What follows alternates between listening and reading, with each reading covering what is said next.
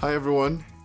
When I was a teenager in high school, I used to love cooking so much. I loved it. I took it as a course, and as a result, I had to go for all these cooking exams. You know, the exams were about 3 or 4 hours long. I can't remember exactly now, but you had to cook a three-course meal.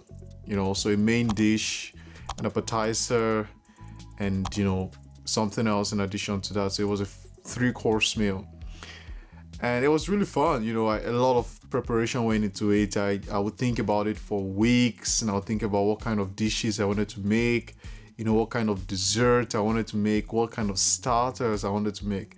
Quite a lot of planning went into it, and quite a lot of effort. I remember going through different grocery stores looking for different recipes and different ingredients to make this perfect dish so that I could win. This either a competition or an exam, so I could either win the competition or I could get the best grade on the exam. And I have to say, I often did quite well, quite well. I loved it, so I did very, very well. However, at the end of these exams, you're standing for about 4 hours for just cooking.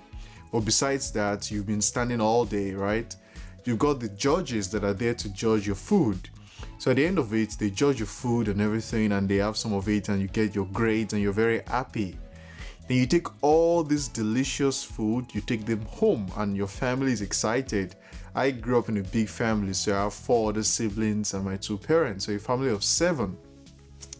Now my siblings are very excited, my parents are very excited. They want to try out the food that I just cooked, and I got a good grade for. Since I got a good grade, it's going to be very tasty.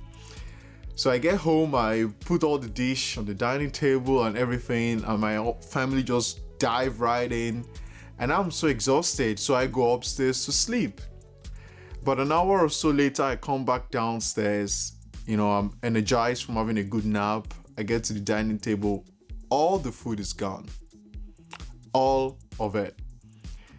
The food that I just spent several hours cooking, that I was exhausted, and normally I wouldn't even have breakfast on the days that I was having these exams or competitions, because I didn't want any reason as to why my belly is acting up and all. So I would have not eaten anything all day, so I could be focused, on making these delicious dishes and getting good grades.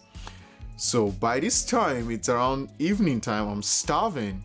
After my nap, I go downstairs, all the food is gone, so I've had nothing that day. It's all gone. Now this happened several times, and I'll be so pissed. I'll be so unhappy about it. I'm like, guys, you had all my food. You couldn't think to leave some for me? And everyone just looks at me with that guilty face like, well, it was quite tasty though. Like, your food was very good. Oh, we're sorry. Next time we'll leave some for you. This happened for several times, that one day my mom came up with a plan, and the plan was this. Whenever I get home from such competitions or exams, my mom would take a part of the dish I had cooked and keep it somewhere and hide it just for me, so that when the rest of my family dived into the dishes that I had made, when they finish it, there was still something left for me, right? Now you may be thinking, what does this have to do with finance, personal finance? Quite a lot, because today we're talking about pay yourself first, how to save money, how to take care of yourself. You see, just like me, you all go out there to work, right? You put in a lot of effort, you're working 9 to 5, you're hustling and bustling and doing as much as you can to provide for your family.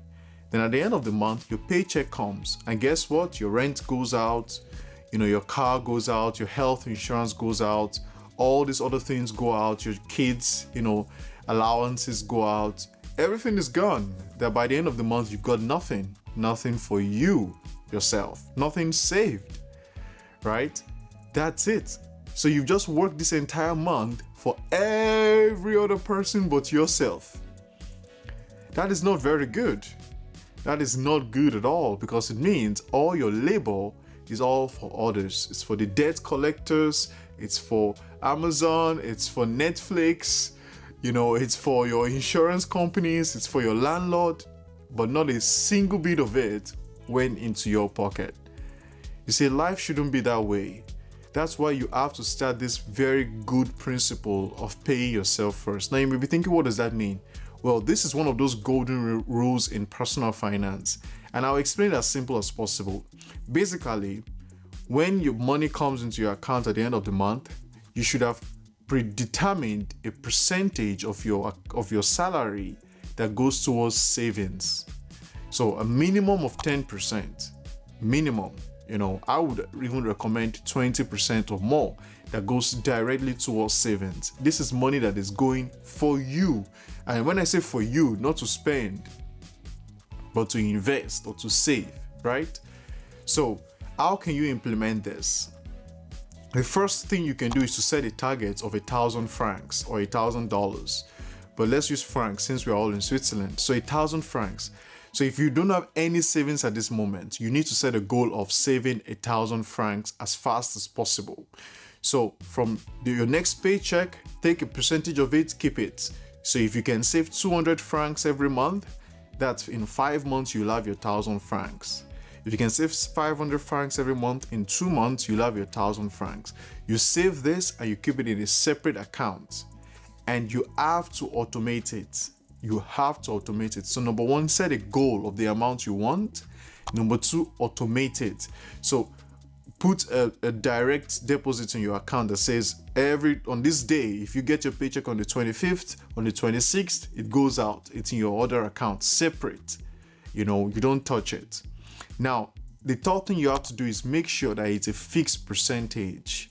This would keep you and help you, because then every month that same percentage goes out of your income, out of your salary. So 3 things. First of all, set a goal of first 1,000 francs if you have 0 saved. Then the second thing is you have to automate it.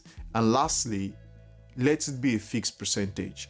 So what do you do after you've saved this 1,000 francs? Well, I'll tell you that in the next videos. We'll talk about how to build an emergency fund, how many months of an emergency fund you should have, and then we'll go on to more things about savings and then investments. So thank you very much. Make sure you subscribe to my videos and subscribe also on my website so you can get regular updates of all my blog releases. Thank you and have a good one. Bye-bye.